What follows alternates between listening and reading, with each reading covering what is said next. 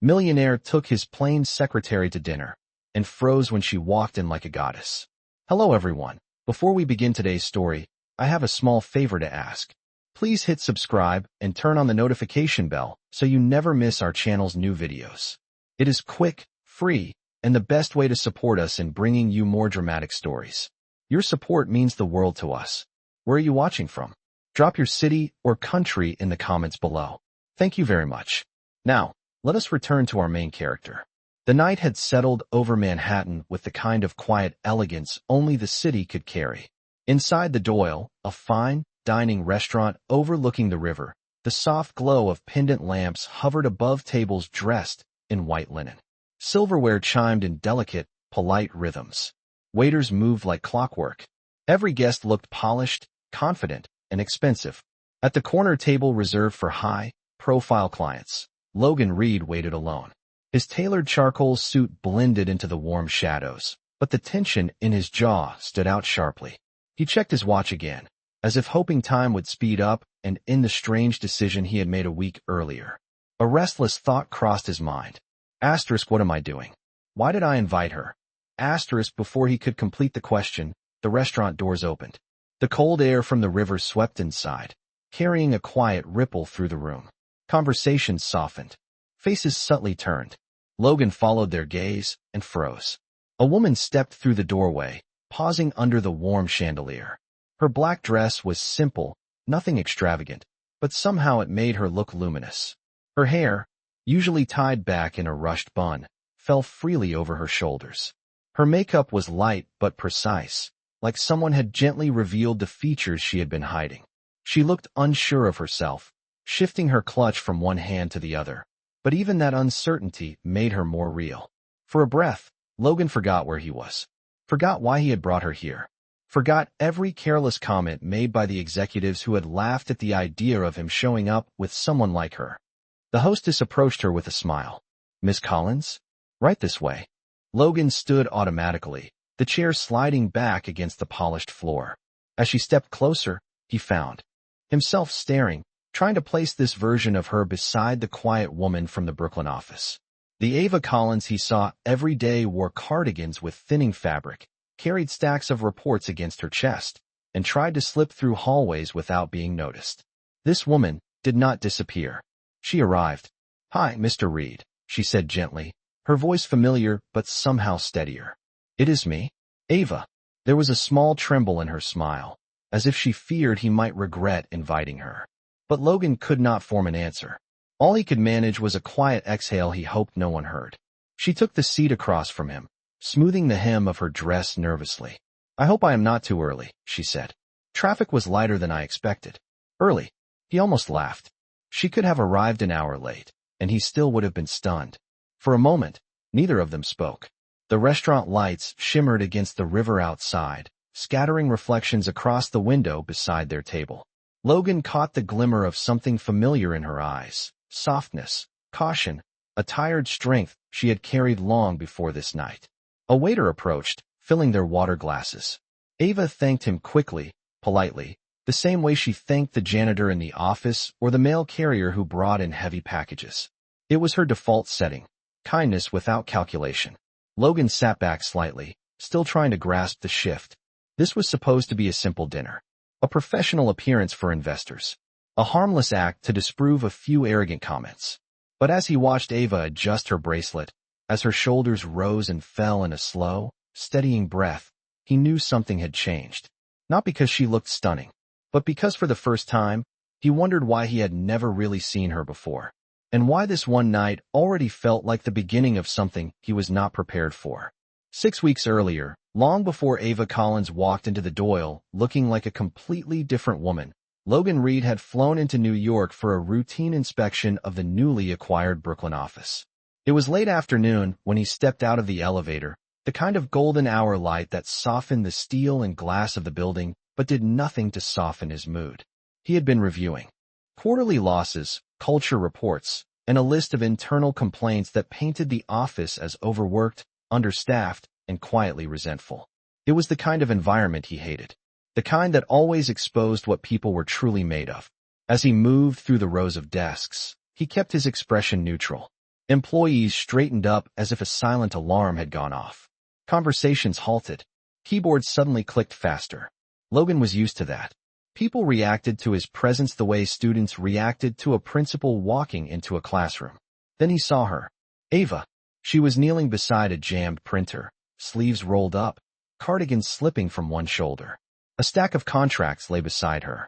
Another employee sighed loudly, irritated, and muttered, "Why does this always happen when I am in a rush?" Ava only gave a small nod, pressed a few buttons, and started fixing the issue without complaint. She did not look up until she felt someone standing near her. When she saw Logan, she blinked in surprise, then quickly stood. "Good afternoon, Mr. Reid," she said softly. "I apologize for the mess. The printer is not cooperating again. I already put in a maintenance request." Logan watched her closely. The way she apologized for a machine she did not break.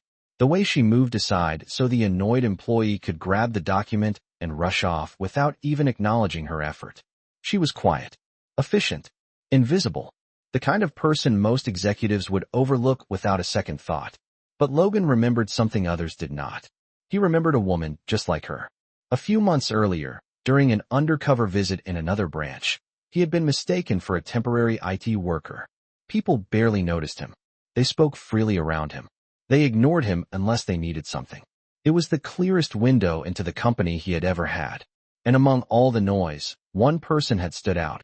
A woman who helped him reboot a server crash with kindness instead of frustration.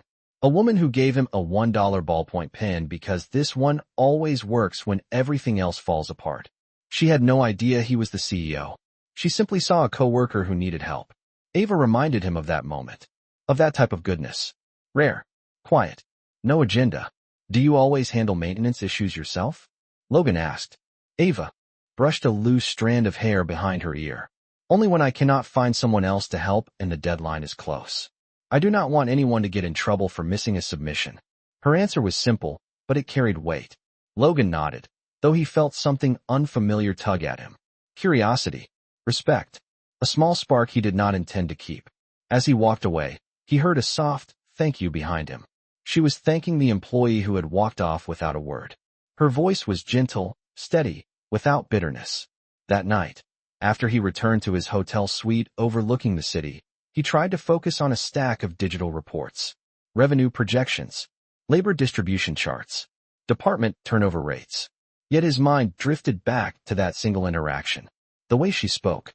The way she noticed everything but tried not to be noticed herself. The way she carried the entire weight of an office without asking for anything. Logan shut his laptop, frustrated with himself. He did not get distracted. Not by people. Not by employees. Not by someone who would never guess that the man in the suit had once stood in front of a printer looking just as lost as she had today. Still, when he closed his eyes that night, he saw her again. Not the version from the Doyle. Not the woman in the black dress who stopped a restaurant cold. He saw the version in the cardigan with frayed sleeves, kneeling beside a broken printer, doing her best to make everything work even when nothing did. The version he failed to notice the first time. And for reasons he could not explain yet, that realization stayed with him long after the city around him had fallen asleep. The week after Logan Reid's visit to the Brooklyn office unfolded like a slow unraveling for Ava Collins. Nothing dramatic at first, just the kind of small, exhausting setbacks that piled on top of her already thin patience.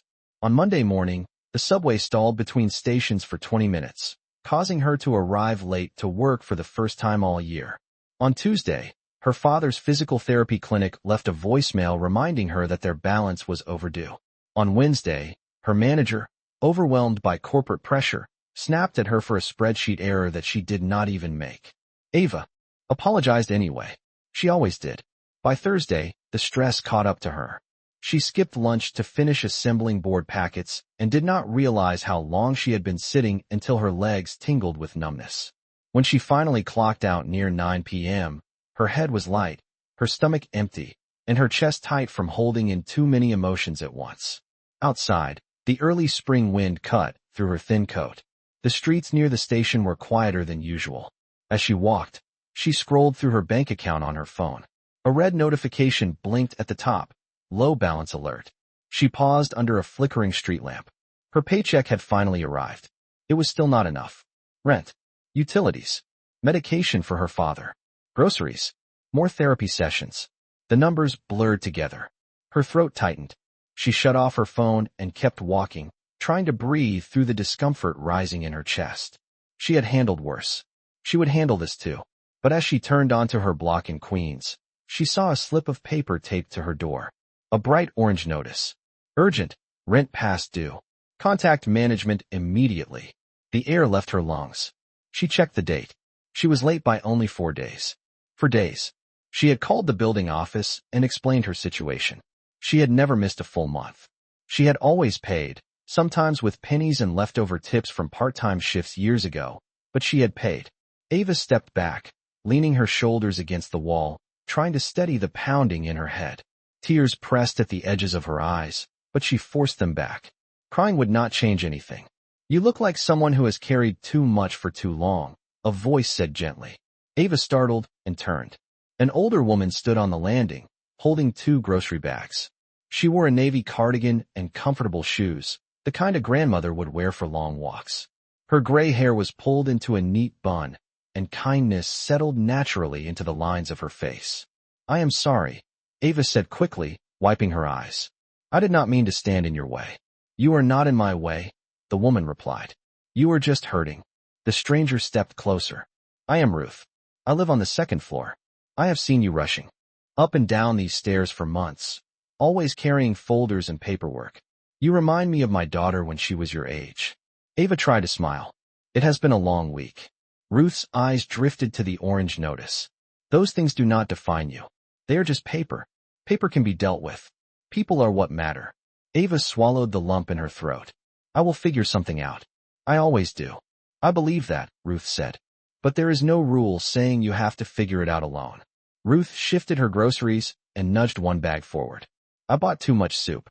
I always do. If you would like, I can heat some up. It helps on nights when life feels heavier than usual. Ava should have said no. She had work to finish. She had a dozen bills waiting. She had pride she tried to protect. But she was tired. So tired. Ah, yes, she whispered. Thank you. Ruth smiled warmly. Come on in, dear.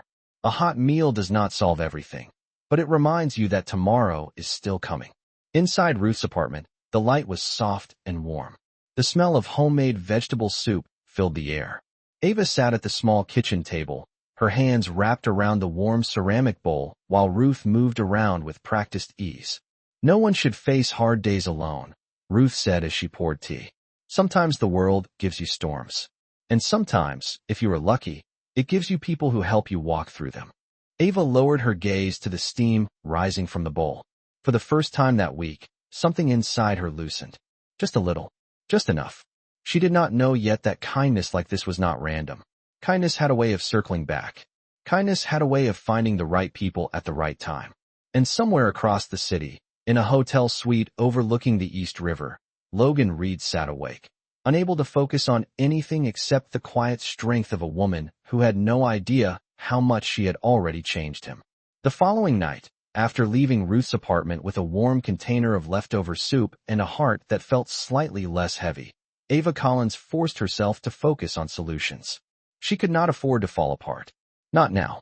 Not with the rent notice hanging above her like a deadline she could not outrun. Her father was already asleep when she slipped back into the apartment. She covered him with an extra blanket, adjusted his pillow, and placed his medications for the next morning on the nightstand.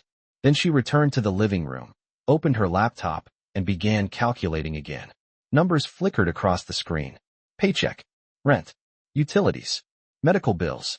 Everything was a subtraction. By 11:30 p.m., she knew she needed a different environment before her anxiety consumed her entire night. She grabbed her old canvas tote bag, slipped on a thicker sweater, and walked to the only place in her neighborhood that stayed open late on weekdays, the small public library on Roosevelt Avenue. The building was warm and quiet, filled with the soft hum of old radiators and the faint smell of paper that had soaked up countless stories. A few college students typed essays in the corner. A security guard nodded as she entered. Ava found a table near the back, under a lamp that flickered once before settling into a steady glow. She set her tote down and pulled out the orange rent notice she had folded into her notebook. She placed it at the edge of the table and stared at it for a moment before pushing it aside and opening her planner. She made a list of possible options. Work more hours. Pick up a part-time weekend job again. Sell old clothes online. Cut groceries. Cut transportation. Cut everything except what keeps Dad alive. Her pen tapped the page. None of it felt like enough. A quiet sigh escaped her. She reached into her bag, searching for the pen she always carried, the one that had never failed her even when everything else did. But her fingers brushed against something else too, a small folded note, soft from being opened many times. It was the same note she had once left for a stranger. The man she thought was a temporary IT worker.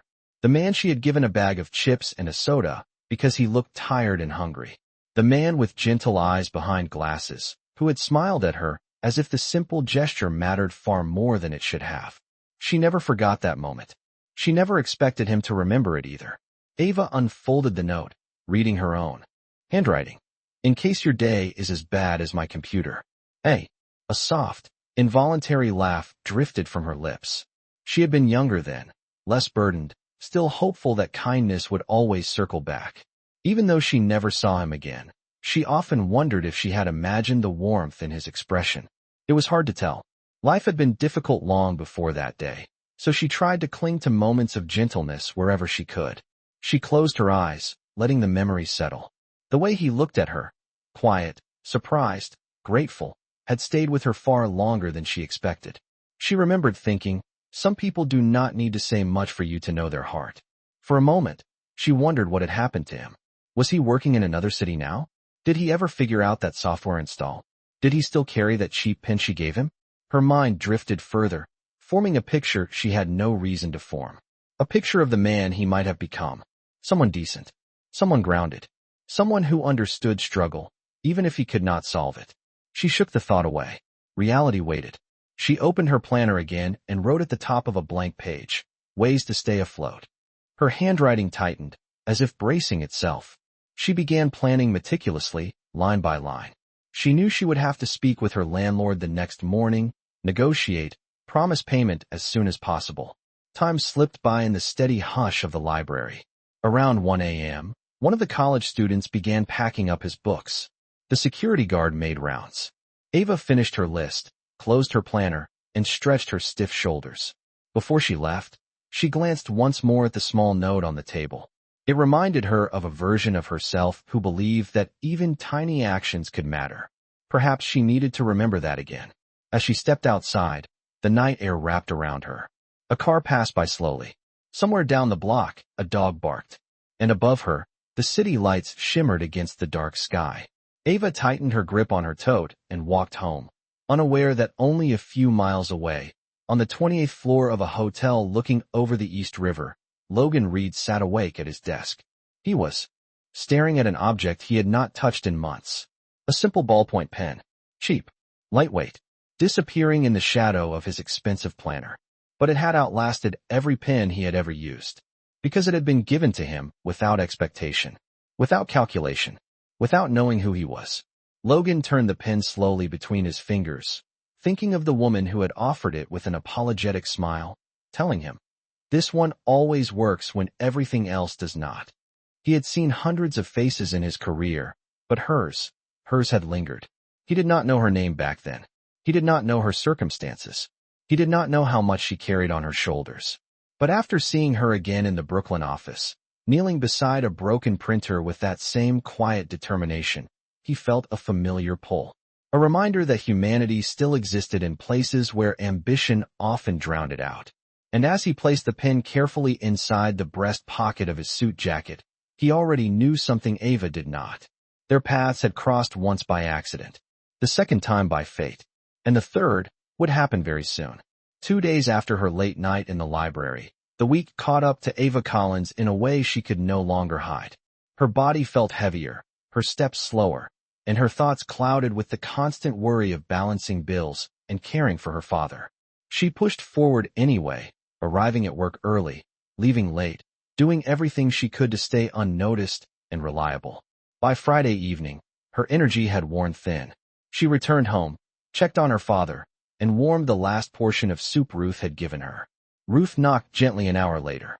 I am volunteering at the neighborhood soup kitchen tonight, Ruth said. They are short on hands. Come with me. It will take your mind off things. Ava hesitated. She still had paperwork to finish and a landlord to email, but Ruth's expression held a kind of hopeful insistence that was hard to refuse. I will come for a little while, Ava said. They walked together to the small church basement that served as a weekend soup kitchen. The space glowed with orange bulbs, mismatched tables, and the steady hum of volunteers prepping trays of bread and hot meals. There was something comforting in the simplicity of it. People from all walks of life moved with quiet coordination, offering meals, smiles, and small conversations that made the room feel much bigger than its walls. Ava tied an apron around her waist and stepped behind the serving line. The warmth from the soup kettles thawed the tension in her chest. She ladled broth into paper bowls, placed bread rolls on plates, and thanked every person who stepped forward. Her voice softened. Her shoulders loosened. For the first time in days, she felt like she belonged somewhere. While arranging stacks of utensils, she noticed the line slow, then pause. A new volunteer had arrived at the door. She could not see him clearly through the crowd, but she sensed the shift around the room. Something about the stillness, the hush of recognition, made her glance up. Her breath caught. Standing near the entrance, speaking quietly with the coordinator, was a man she recognized instantly. Even without the expensive suit, the boardroom posture, or the air of corporate authority. Logan Reid. Except this version looked different. He wore a dark sweater, sleeves pushed to his elbows, and simple black jeans. His hair was slightly tousled, as if he had rushed to be here. He looked calm, almost approachable. Nothing like the commanding presence who had toured the office earlier that week. Ava blinked, unsure if her tired mind was playing tricks on her. Why would he be here? At a neighborhood soup kitchen in Queens? On a Friday night? Ruth leaned toward her and whispered. The new volunteer said he wanted to help with distribution tonight. Nice fellow. Very polite. Ava tried to steady her heartbeat. I think that is my company's CEO. Ruth looked again, squinting with curiosity. Well, then he is doing something right with his life. Before Ava could respond, the coordinator waved at her. Ava, can you show our new helper where the meal kits are? You know this setup better than anyone. Ava froze. She was absolutely not ready to have a conversation with Logan Reid, while wearing an oversized apron and hair pulled back with a cheap elastic. But she could not refuse. She took a quiet breath, forced her shoulders back, and stepped forward. Logan turned just as she approached. For a moment, his expression flickered, surprise, recognition, and something else she could not name. Before he composed himself. Miss Collins, he said gently, not the clipped tone he used in the office. I did not expect to see you here.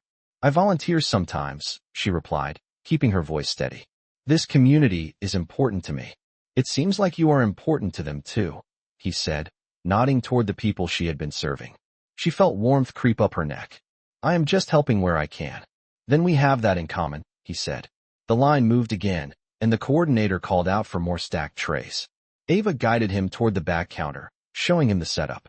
He listened quietly, not interrupting, not assuming he already knew better. It was odd seeing him like this, patient, earnest, willing to take instruction rather than give orders. At one point, as they carried containers to the serving table, Ruth approached with a bright smile. You must be new, she said to Logan. I am Ruth. This wonderful young woman has been keeping us running all week. I do not know how she does it. Ava nearly dropped the container in her hands. Ruth. But Logan's expression softened with something that almost looked like admiration. I am not surprised, he said. Miss Collins has a way of keeping things together. Ava blinked, unsure how to respond. She had never heard him speak about her like that. Not in the office. Not anywhere. For the next hour, they worked side by side, passing bowls, filling trays, handing out meals. Logan moved with a sense of purpose, not the calculated efficiency of a CEO, but the grounded presence of someone who had lived enough life to appreciate small dignities. At one point, an elderly man approached with trembling hands. Logan knelt to steady the tray for him, offering a respectful nod as if he were the most important person in the room. Ava watched the moment quietly, unexpectedly moved. He was not performing. He was not pretending. He was simply being human. And the realization unsettled her far more than she expected. When the last person left and the cleanup began, Ava untied her apron and placed it on the counter. Logan approached her once more, wiping his hands with a towel. "Miss Collins," he said, "thank you for showing me around." "You did well," she replied. "Most people do not last past the first rush." "I wanted to understand this community better," he said. "It is easy to forget how much effort is carried by people who never get credit for it." Ava looked at him carefully, trying to read the sincerity in his words. "Why here? Why tonight?" Logan paused, then gave a quiet, honest answer. "Because sometimes I need to remind myself what real work looks like, and what real people look like." For a moment, the room felt smaller, quieter. Ava took a small step back, unsure of the sudden weight in her chest. "I should head home. Thank you for helping tonight." "And thank you for helping me," he said. They walked out of the soup kitchen together, stopping briefly at the corner where their paths separated. The streetlights cast a gentle glow around them. For a second, it felt like the city had paused. Ava nodded politely and turned toward her block. Logan watched her go, hands in his pockets, a thoughtful look settling on his face. He had not planned to see her here. He had not planned to feel anything at all. But fate did not ask for permission. And tonight, something had quietly shifted. The following Monday arrived too quickly for Ava Collins. After volunteering at the soup kitchen with Logan Reid, she had spent the weekend replaying their unexpected encounter in her mind. She told herself it was nothing. A coincidence. A moment she should forget. She had enough real problems to worry about. Still, as she walked into the Brooklyn office that morning, there was a quiet tension inside her chest. She did not know if he would acknowledge her, or if he would slip effortlessly back into his role as the untouchable CEO. For most of the morning, she did not see him at all. She completed her tasks, printed reports, handled scheduling requests, and assisted her manager. She kept her head down, hoping her thoughts would settle. Near lunchtime, a message appeared on her screen. "Miss Collins, when you have a moment, please stop by the private conference room on the 15th floor. LR." Her fingers froze on the keyboard. There was no explanation, no hint at the purpose, and certainly no reason for someone like her to be called to a floor reserved for upper executives. She took the elevator up, adjusting her cardigan and tucking a stray piece of hair behind her ear. When the doors opened, the atmosphere shifted immediately.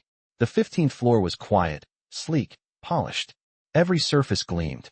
Every office door was shut. The silence felt expensive. Ava knocked gently on the conference room door. "Come in," Logan's voice replied. He stood near the large windows overlooking the city. He was not wearing a suit this time. Instead, he wore a clean white dress shirt with the sleeves rolled once at the forearms. It made him look less intimidating, but no less composed. "Thank you for coming, Miss Collins," he said. Ava clasped her hands together. "Is something wrong with my work?" "No," he said immediately. "Nothing is wrong with your work." The pause that followed made her even more nervous. "I owe you some honesty," Logan said quietly. Ava blinked, confused. "Honesty about what?" Logan reached into the breast pocket of his shirt and pulled out something small. When he set it gently on the conference table, her breath caught. It was the ballpoint pen, the same one she had given the kind-eyed IT temp months ago, the same one she thought she would never see again. Her legs grew weak. "Miss Collins," his voice softened. "I was that IT worker." Ava stared at him, her heart pounding in her chest. He continued, "At that time, the company was struggling with internal culture issues. I visited different branches without telling anyone who I was. I wanted to understand the truth behind the reports. I wanted to see people, not titles." He picked up the pen and turned it slowly between his fingers. "You were the only person who looked at me and saw a human being," he said. "Not a problem, not a burden, not someone beneath notice." Warm embarrassment flooded her cheeks. I did not know. I thought you were just someone having a difficult day." "I was," Logan admitted. "And you helped more than you realized." Ava shook her head slightly, trying to process the revelation. "You mean, back then, the glasses, the hoodie, the server crash, that was all you?" "Yes," he said. "And you remembered me?" Her voice cracked softly. "For months," he answered simply. "I remembered your kindness. I remembered the way you helped without expecting anything. People rarely do that for me." The room felt smaller now, not in a suffocating way, but in a way that made the conversation feel heavier, more intimate, though still safe. Ava stepped back, suddenly overwhelmed. "Why are you telling me this now?" "Because I did not want you to think our encounter at the soup kitchen was a coincidence without meaning," he said. And because I do not want there to be confusion between us. Confusion? She echoed. Logan nodded. I noticed you long before last Friday. And I think you deserve to know the truth before anything else in this workplace becomes complicated. Ava bit her bottom lip. I am just a support staff, Mr. Reid. I am not used to whatever this is. You are not just anything, he said firmly. The words hit her harder than she expected. For so long, Ava had lived in the margins of other people's attention. For so long, she had been treated as replaceable, forgettable, someone who existed to keep things running smoothly in the background. But Logan Reid, her CEO, a man who could have ignored her forever, was standing in front of her, insisting that she mattered. She forced her voice to stay steady. Why did you give me this information now? Why did I? He drew a breath, choosing his words carefully. Because next week, the executives have an investors' dinner. I want you there with me. Not as a test, not as a statement, but because you deserve to be in rooms where people see your worth. Ava felt her pulse drum inside her ears. I know that is a lot to take in, he added. You can think about it. There is no pressure. But I did not want you to walk into that dinner believing you were selected randomly. He paused, then placed the pen gently in her hands. It started with this, he said. A simple gesture. An act of kindness I did not forget. Ava held the pen carefully, feeling its familiar weight. Nothing about this moment made sense. And yet everything about it felt honest. She looked up at him, unsure what future waited on the other side of this conversation. But one thing was certain. Her world had just shifted, and so had his. For the rest of that morning, Ava Collins moved through the office with a quiet heaviness in her steps, as if the ground beneath her had shifted in ways she could not fully explain. The revelation from Logan Reid still echoed in her mind. The IT worker she had once helped had been standing right in front of her all along, and now he was asking her to join him at the most important event of the quarter. It did not make sense. It felt unreal, and yet every part of it was undeniably true. By mid-afternoon, she had finally settled back into her desk, trying to push away the growing anxiety inside her chest, when a soft knock landed on the side of her cubicle. She looked up. Logan stood there, not with the usual authority of a CEO inspecting the floor, but with the gentle patience of someone waiting to see if she would allow him into her space. Ms. Collins, he said quietly, may I speak with you for a moment? Her coworkers subtly looked up from their screens. The CEO never walked into the cubicle section unless there was a major issue. This was unusual, and everyone knew it. Ava nodded and stepped into the hallway with him. I hope I did not overwhelm you earlier, Logan said. It was a lot of information at once. It was honest, Ava said softly. Honest is better than guessing. He exhaled, relieved that she did not sound upset. There is something else I should explain. Ava felt her stomach tighten again. There is more. Yes, he answered. About the investors' dinner. She waited, unsure what was coming next. Logan continued. I did not ask you to join me because I needed someone to fill a seat. I asked because your presence matters. You understand people. You see details most executives miss. Investors value authenticity more than performance. Ava shook her head slowly. I am not an executive, Mr. Reid. I am an administrative employee who files documents and books meeting rooms. That is your job title, he said. Not your value. She looked down at her hands. I do not know if I belong at a table like that. You do, he said simply. You belong more than most people who will be there. A long silence stretched between them. Ava wanted to believe him, but the reality of her situation pressed heavily on her shoulders. Mr. Reid, she said carefully, you saw where I volunteer. You saw the life I live. I am trying to survive each month. My father needs care. I am doing the best I can, but I am not part of your world. Logan hesitated, then answered with quiet conviction.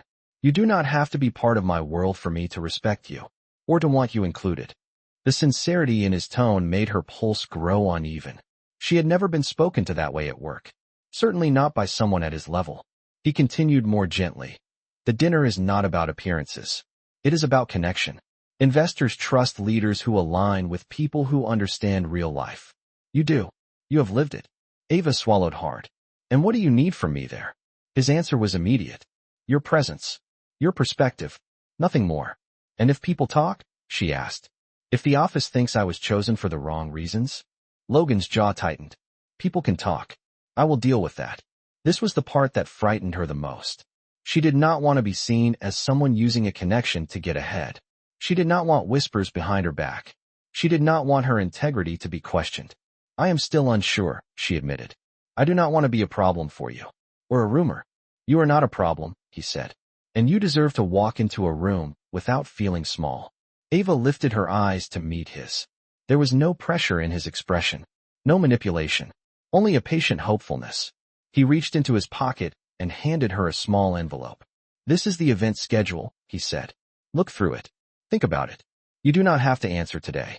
She took the envelope with both hands. Logan added one more thing before stepping back. Ava, he said, his voice low and sincere. You showed me who you were when you thought I was nobody. And that is the kind of person I want beside me when it matters. Her breath caught again. He gave her a gentle nod and returned to the elevator. As she walked back to her desk, the envelope felt heavier than paper should ever feel. Inside was not just a schedule. It was a doorway, a possibility, a challenge, a chance she did not know she was allowed to have. She sat down quietly, staring at the envelope on her lap. Part of her wanted to run from it. Part of her wanted to open it. But most of her simply did not know what she should do. For the first time in years, Ava Collins found herself standing at the edge of something unfamiliar, something that looked a little like opportunity and a little like fear. And she had no idea which direction to take.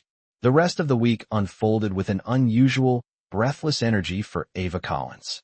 Ever since Logan Reid had handed her the envelope for the investors' dinner, the world around her felt slightly tilted, as if she were walking through a familiar hallway that had somehow grown narrower and brighter at the same time. She told herself to stay calm. She told herself that nothing had changed. But everything had changed. By Wednesday morning, she gathered the courage to open the envelope. Inside was a neatly printed schedule, seating chart, and a brief outline of the discussion topics. As she scanned the pages, her stomach tightened. This was not just a dinner. It was a high-level corporate event attended by venture partners, board advisors, and industry leaders whose names she had only seen in business articles. Ava closed the envelope quickly, unable to read more. At the office, the atmosphere felt heavier. It did not take long for whispers to begin. Word had traveled. People noticed the CEO speaking softly to her in the hallway. People noticed the envelope in her hand. People always noticed what they did not understand. Around mid-morning, Vanessa Price from Public Relations approached Ava's desk with a calculated smile. So, Vanessa said lightly, I hear you have plans this Friday. Ava stiffened. It is nothing official yet. I have not confirmed anything. Vanessa tapped her manicured nails against Ava's partition. I am sure Mr. Reid has his reasons. Maybe you impressed him with something. Ava felt the heat rise in her cheeks. I was asked to assist. That is all. Of course, Vanessa replied with a knowing smirk. Assist. As Vanessa walked away, a few co-workers exchanged glances, whispering behind their hands. Ava pretended not to hear them. She tried to focus on her spreadsheet, but the words blurred. Logan's voice from the other day echoed in her mind. You belong in rooms where people see your worth. But right now, all she could feel was doubt pressing against her confidence like a weight she could not lift. By lunchtime, she could no longer stay at her desk. She grabbed her tote bag and headed toward a quiet break room near the back of the office. She sat near the window and opened her planner, trying to ground herself. She did not notice that someone else had entered the room until she heard a voice behind her. You opened the envelope. Ava looked up. Logan stood by the door, having approached quietly. He carried a simple lunch and a folder under his arm. Yes, she answered. I did. It is a lot. He nodded. It is meant to be. These events are not simple, but you will handle it. Ava clasped her hands together. People are talking. I know, he said. It is uncomfortable, she admitted. I know that too. Her eyes met his. I did not seek this. I did not want to cause trouble. You have not caused trouble, he said firmly. People talk when they do not understand something, or when they feel threatened. Threatened? She whispered. You have a quality that makes others look at themselves, Logan replied. Not everyone likes that. His words landed heavier than she expected. She lowered her gaze to the planner in her lap. I am not sure if I should go, she said quietly. What if I embarrass you? What if I freeze? What if I do not belong at that table? Ava, Logan said gently. The room does not determine who belongs. People do. She stayed silent, unsure how to respond. Logan continued with calm reassurance. If you decide to say yes, I want you to come to the event prepared. So today, I would like you to shadow our investor relations team. Spend time learning how these events work. Listen to their planning meeting. See the flow. That is part of why I chose you. Ava felt a flicker of surprise. Shadow them? Me? Yes, he said. Consider it a temporary assignment. Not a promotion. Not pressure. Just preparation. That afternoon, she followed the investor relations team into a private conference room.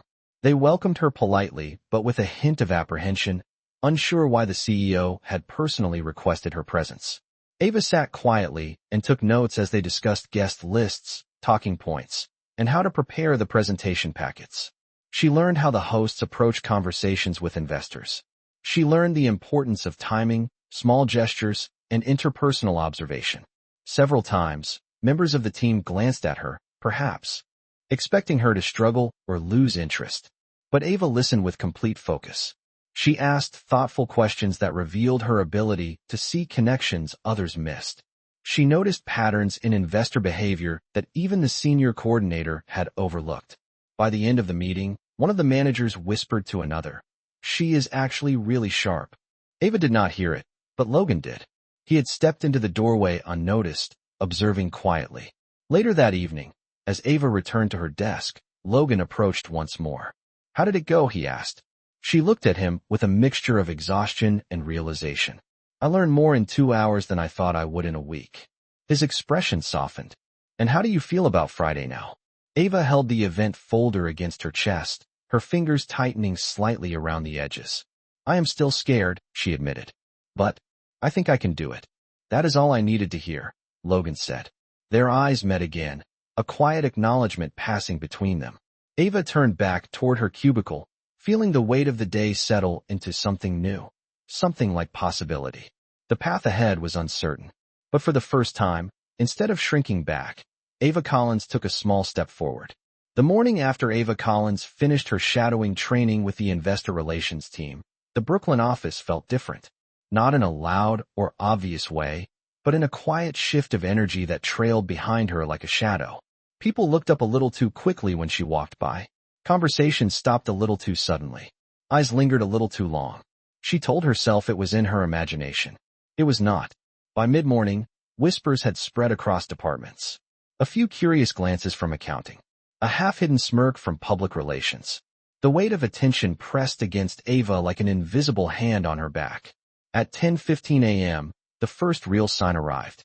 Ava walked past the copy room and heard two voices inside. "I am telling you," someone said, "nobody gets invited to the investors' dinner unless they are in upper management." "Why her?" A second voice replied. "Come on. Use your brain. She must be closer to him than we realized." Ava froze in the hallway, her breath tightening. The first voice laughed. "The CEO is handsome. She is quiet, maybe. He likes the quiet ones." A sharp pain hit her chest. She stepped away before she could hear more. Her hands shook as she returned to her desk. During lunch, she ate alone in the small break room, pushing salad around her plate without appetite. She wished she could escape the noise, the eyes, the judgment. Near the end of her break, her phone vibrated with a message from Logan. "Are you ready for the final run-through later today?" She stared at the message for several seconds. She wanted to say yes. She wanted to answer the way she always did, polite, eager to help, grounded. But suddenly, she felt afraid. Afraid of encouraging the wrong idea. Afraid of hurting his reputation. Afraid of becoming a target for office gossip. She placed her phone face down on the table. She could not answer yet. When she returned to the floor, Vanessa Price was standing near her cubicle with another coworker. They stopped talking the moment Ava approached, but the smug expression on Vanessa's face revealed more than words ever could. Vanessa crossed her arms. "Big night tomorrow, Ava." Ava kept her voice steady. "It is just work." "Is it?" Vanessa asked, tilting her head. "Because it looks like more than work from where the rest of us are standing." A coworker beside her laughed quietly. Ava felt something inside her shrink. "I was assigned a task. That is all." "Assigned," Vanessa repeated, her voice dripping with disbelief. "Sure, if that helps you sleep." The two walked away, leaving Ava standing by her desk with a tightness in her throat she could not swallow down. For the rest of the afternoon, she worked silently, keeping her eyes low, her thoughts scattered. She avoided the 15th floor. She avoided the meeting rooms. She avoided any place where she might encounter Logan. At 4 p.m., he found her anyway. He appeared near her cubicle with a gentle smile, holding a folder. "Are you free for our run-through now?" Ava's pulse jumped. She stood slowly, her hands trembling slightly. "Mr. Reid, about that." Logan noticed her tone immediately. His smile faded into concern. "What happened?" She looked around the office, feeling exposed. "People are talking." His jaw tightened. "About what?" "You know what," she whispered. Silence settled between them. "Ava," he said, voice lower. "You and I both know there is nothing inappropriate happening here. You are assisting me. That is all." "Then why does it feel like I am the only one who believes that?" she asked. He looked at her more seriously now. "Are you second-guessing attending tomorrow?" "I do not want to cause trouble," she said softly. "And I do not want people to think I am trying to climb somewhere that I do not belong." His expression shifted with something like frustration, controlled, quiet, but real. "You do belong there. The opinions of people who do not know you do not change that." "But they affect me," Ava said. "They affect how people treat me." Logan exhaled slowly. "If you want, I can address the rumors with HR." "No," she said quickly. "That would only make it worse." He took a step closer. "Then what do you need?" She hesitated, her voice wavering. "I need to think. Alone. I need space to breathe." Logan nodded, though it clearly stung. "If that is what you want." "It is," she whispered. He stepped back. "Then I will give you space." For the first time since the night at the soup kitchen, Ava felt a distance grow between them. It was small but unmistakable, like a door gently closing between two rooms. When she left work that evening, she did not take the same elevator as him. She waited until the lobby cleared. She walked home through the cool evening air, holding her jacket tightly against her body. She felt torn in two directions. One direction pulled her toward possibility, toward being seen, toward something warm and unexpected. The other pulled her back, toward the familiar pain of judgment and misunderstanding. She did not know which one to follow, but she knew one thing for certain. The space she asked for hurt more than she ever thought it would. The morning of the investors' dinner arrived with a gray sky hanging over Brooklyn, the kind that seemed to press down on the city rather than simply cover it. Ava Collins woke before dawn, her chest tight with a mix of dread and unresolved questions. She stared at the event folder on her kitchen table, unopened since yesterday. Her father's quiet breathing from the bedroom reminded her that she had responsibilities that did not allow room for mistakes. She needed clarity, but clarity felt far away. When she arrived at the office, she sensed immediately that the atmosphere had worsened. Conversations dimmed when she walked past. A few glances carried open judgment. Someone pretending to whisper, "Be careful who you get close to," did not even bother lowering their voice. Ava kept her eyes forward, holding the strap of her tote bag tightly. At 9 a.m., her manager approached her cubicle with a stiff expression. "Ava, HR needs to see you. Now." Her stomach dropped. "HR? What?" "It is about the rumors," her manager said quietly. "I am sorry." The walk to the HR office felt endless. When she entered, two representatives were already seated, papers spread across the table. One offered her a sympathetic look. The other remained professionally detached. "Ava, please sit," the lead representative said. "We have received several concerns from employees regarding your involvement in tonight's investors' dinner." Her pulse pounded in her ears. "There is nothing inappropriate happening. I was asked to assist with event preparation." The representative nodded slowly. "We understand. However, some staff members have expressed discomfort about a perceived relationship between you and Mr. Reid." Ava's heart stung. "There is no relationship. I am just doing my job. We want to make sure you do not feel pressured by someone in a position of authority," the second representative added.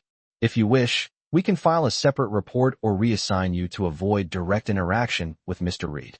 Ava shook her head. "No. This is all a misunderstanding." As the conversation grew more tense, the door opened. Logan Reid stepped inside. The room fell silent. Even the air felt different. "Mr. Reid," the lead HR representative said, startled. "We did not expect you." "I know," he replied calmly. "But once I was informed of this meeting, I felt it necessary to attend." Ava looked down, wishing the floor would swallow her before things got worse. Logan took a seat beside her, not across the table, a deliberate choice. "I will make this clear," he said, voice measured but firm. Miss Collins has done nothing inappropriate, unprofessional, or concerning. She was invited to assist because she has repeatedly demonstrated competence and strong judgment. The HR team exchanged glances. Logan continued. Any rumors circulating the office are based on assumptions, not facts. And they will not dictate personnel assignments or damage the reputation of someone who has done nothing wrong. One representative cleared her throat. Mr. Reid, we appreciate your input. But we must ensure there is no imbalance of power influencing. Logan raised a hand gently, not dismissive, but decisive. I understand your responsibility, he said. But let me be perfectly transparent. I worked undercover in this company before acquiring it. During that time, Ms. Collins treated me with respect when she believed I was a temporary employee. Her integrity predates any knowledge of my position. Ava's eyes widened. She had not expected him to reveal that here, in front of HR. The lead representative adjusted his glasses. Is that true, Ms. Collins? She nodded slowly. Yes. I did not know who he was then. Logan spoke again with quiet conviction. If anyone's conduct should be inspected, it should be the employees spreading false accusations, not the person who has consistently shown professionalism. For the first time since the meeting began, Ava felt something shift. Not dramatically, not miraculously, but enough to breathe again. Before HR could respond, another knock sounded at the door. Ruth stepped in. Ava gasped softly. Ruth? What are you doing here? I asked the front desk to let me through, Ruth said, holding a small folder. I hope that was not inappropriate. HR blinked, confused. And who might you be? I am a volunteer coordinator at the soup kitchen where your CEO and this young woman serve meals, Ruth said, her tone warm but unwavering. I heard there were misunderstandings about her character. I thought someone should speak to the truth. Ava covered her mouth, overwhelmed. Ruth set the folder on the table. These are the volunteer logs. Ava has been serving our community long before anyone here decided to question her integrity. She leads quietly, helps without asking for credit, and never turns away someone in need. If you are doubting her goodness, you are doubting the truth. HR exchanged uncertain glances. Ruth continued. And as for the rumors, people often misunderstand kindness when they do not practice it themselves. The room fell into profound silence. Logan cleared his throat softly. Thank you, Ruth. Ruth gave him a nod. You have a good heart, young man. But do not let the world confuse you about who deserves to stand beside you. Ava felt tears sting her eyes. She had not realized how desperately she needed someone, anyone, to stand up for her. After several long moments, the lead HR representative sighed. Given the information presented, we see no grounds for concern. Ms. Collins, you are cleared of any implication. You may continue your assignment. Ava nodded, relief washing through her slowly, carefully, like warm water over cold skin. Logan stood and turned to her. If you want to proceed with tonight's event, I would be honored to have you there. But the choice remains entirely yours. He did not pressure her. He did not assume. He simply offered. For the first time since the rumors had begun, Ava felt her spirit steady. She looked at him, then at Ruth, then at the HR team. I will be there, she said quietly. Because I want to be. Logan's expression softened, something subtle but unmistakably proud. Ruth placed a gentle hand on Ava's shoulder. You will do well, dear. As Ava left the HR office with Logan beside her, she felt something powerful settle in her heart, something she had not felt in a very long time. That evening, the Manhattan skyline glowed like a field of scattered stars. Cars lined the front entrance of the Doyle as executives, investors, and board advisors stepped out in tailored suits and elegant dresses. It was a world built on confidence and calculated presence, a world Ava had never imagined herself entering. Her hands trembled slightly as she stepped out of the cab. Ruth had pressed a warm hand to her cheek before she left and whispered, "Walk in with dignity. You earn this." That sentence echoed through her mind as she approached the door. Inside, the event hall shimmered with gold lighting and polished marble floors. Conversation floated in smooth currents. Soft jazz played above the clinking of glasses. It was overwhelming, but Ava steadied her breathing. Logan noticed her before she noticed him. He crossed the room with a calm, steady presence that immediately eased her tension. "Ava," he said gently, "you made it." She nodded. "I am still nervous." "Nervous means you care," he replied. "That is not a weakness." He guided her toward the registration table, introducing her to the event coordinator, then to several internal executives. Some greeted her warmly. Others looked surprised. A few could not hide confusion about why she was there. Ava kept her posture straight and her voice steady, just as Ruth had told her. As guests gathered, the first challenge arrived sooner than she expected. A senior investor named Mr. Dalton approached. Brows raised slightly. "Logan, good to see you. And who is this young lady?" Before Ava could shrink back, Logan answered smoothly. "This is Ms. Ava Collins. She has been assisting in our internal operations review and will be joining the conversation tonight." The investor examined her for a moment, expecting hesitation. Instead, Ava extended her hand. "It is a pleasure to meet you, Mr. Dalton. I reviewed your recent report on sustainable logistics. The projections were impressive, especially the fourth quarter analysis." The investor's eyes widened. A brief moment of surprise shifted into genuine interest. "You read that report?" he asked. "Yes," Ava said.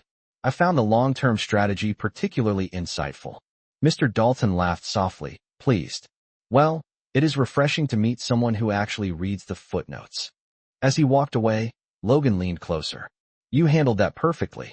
The evening continued with similar moments. Some conversations were smooth, some slightly awkward, but Ava listened carefully, spoke thoughtfully, and carried herself with quiet humility.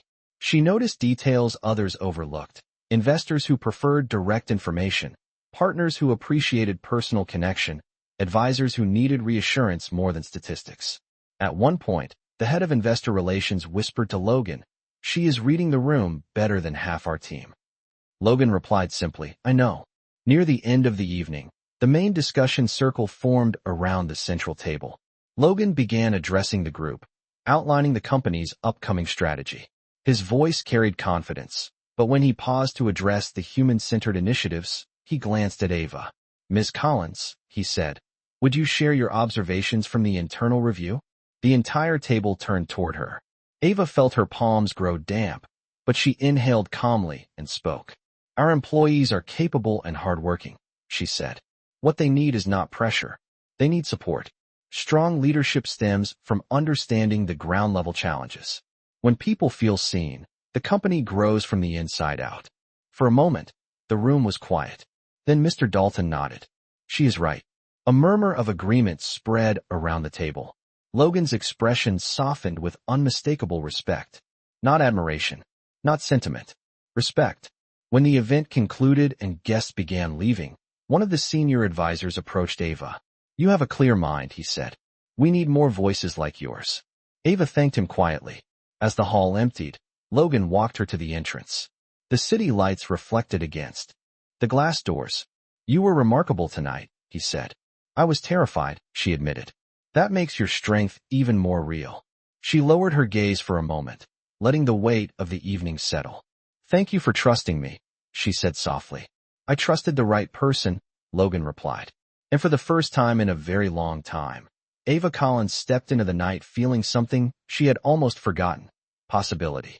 Later that night, after the investors' dinner had ended and the last of the guests had stepped into their cars, the hotel lobby grew quiet. The soft lighting reflected off the marble floors, casting warm shadows that made the space feel almost calm after the intensity of the event. Ava Collins stood near the elevator, clutching the event folder to her chest. Her heart was still racing, not from fear this time, but from everything that had unfolded.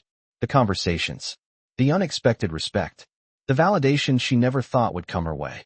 Logan approached slowly, giving her space, as if waiting for her to decide whether the evening had ended or whether something still needed to be said. "You handled yourself with grace," he said. Everyone noticed. Ava gave a small smile.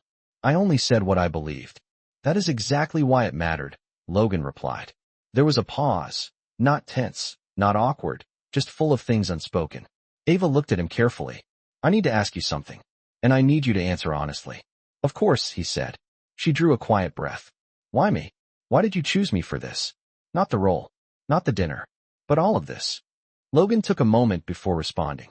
"Because the first time you saw me, you saw a person, not a title, not an opportunity. You treated me with dignity when I had nothing to offer you." Ava shook her head gently. "That was just basic kindness." "Basic kindness," Logan said softly, is rare in places like this. And you gave it freely.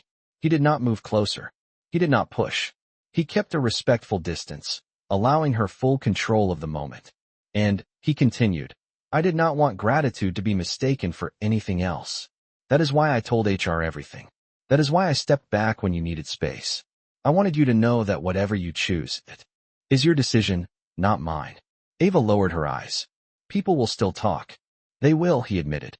But you will not face any of it alone unless you choose to. Those words settled deeper than she expected. Ava looked up again, her voice barely above a whisper.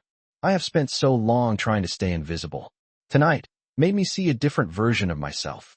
One I did not know I could be. You earned that version, Logan said. It was always there. She hesitated, searching his expression for reassurance, for clarity. I do not know what happens next. That is your choice, he said gently. Not pressure, not expectation. Choice. Ava held his gaze for a long, steady moment. Long enough to feel the truth in his words. Long enough to realize the fear that had held her back for years was no longer controlling her. Finally, she nodded. Then let us take it one step at a time. Honestly. Carefully. A quiet warmth appeared in Logan's eyes. I would like that. They stood there in the soft glow of the lobby. Two people from completely different worlds meeting somewhere in the middle. Not in a dramatic rush, not in a fairy tale ending, but in something far more real. A beginning built on respect, integrity, and choice.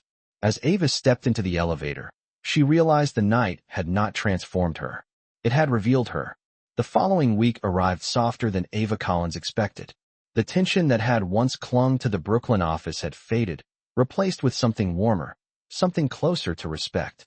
People greeted her differently now, not with hesitation, with recognition.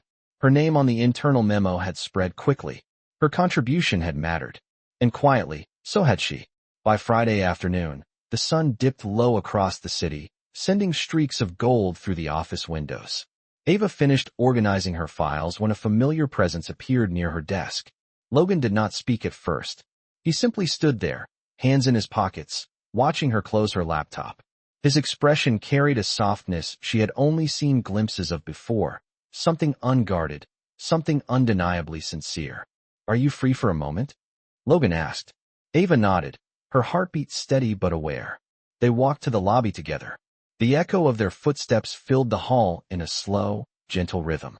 When they reached the glass doors, the New York evening opened up before them, lights shimmering like constellations scattered along the streets. For a moment, neither of them stepped outside. I have been thinking a lot this week, Logan said quietly.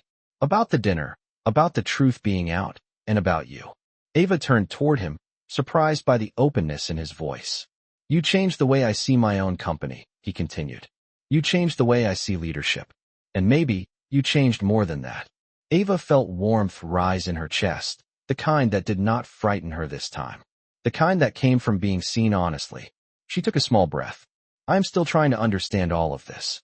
The attention, the rumors, the respect that suddenly appeared out of nowhere. It did not appear out of nowhere, Logan said.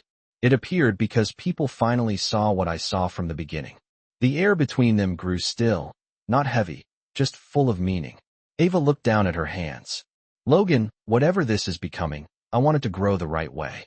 Slow, steady, without shadows hanging over it. That is exactly what I want, he replied.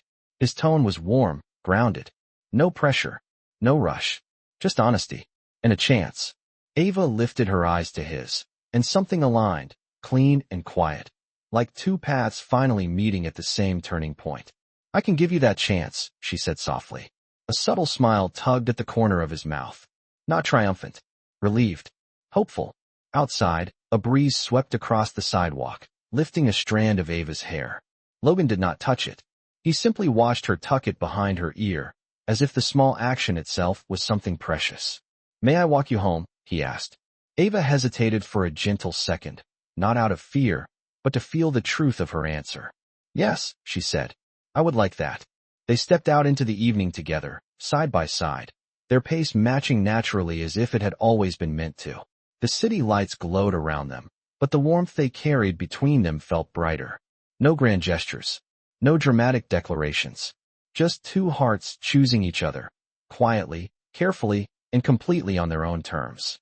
A beginning built not on power or status, but on dignity, kindness, and something softly, steadily growing.